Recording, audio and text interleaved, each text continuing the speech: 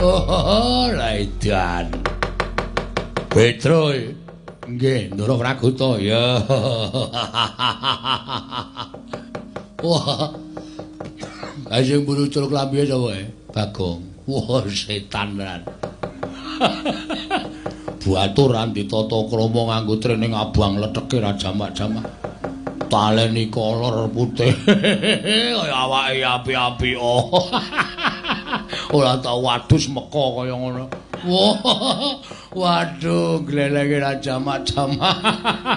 Wah, lengane ditato ula. Wah, kaya apotek. Aneh-aneh wae. Nek aku ngomatke Bagong ki pancen wong ya lucu tenan. Rupane kaya ngono, ngayale ora jamak. Aku ki perang kok malah guyu terus. Liar perang sok kapan.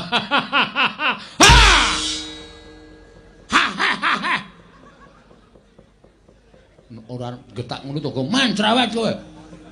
Ki menungsa e padake apa? Wah, nggri sing guyah-guyah bandem batako raimu kowe.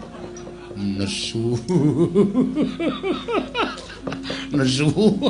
Getak ya ora galak malah lucu. Untune iki dijabutke. Wong getak kok untune somak. Untuk marpotol apa, Gong? Kok dijabut kanggo lho. Kanggo apa jenenge?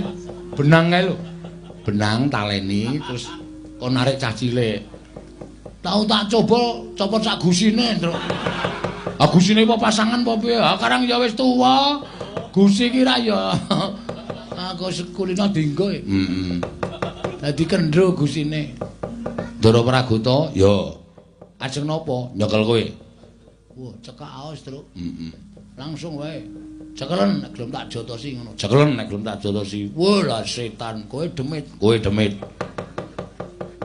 Wani karo Patih Mandura. Sing tak wedeni apamu? Sing tak wedeni apamu? Wah, ora minggat kok candak mergane patimu. Kene, mergane kowe ora usah omong terus. Aku tak omong dhewe. Ya, ya ora nesu terus. Senyum to, moh. Ora, senyum. Untumu ku lho dijabut ku lho. Ngomong kiwir-kiwir ki ra risi wae, Gong.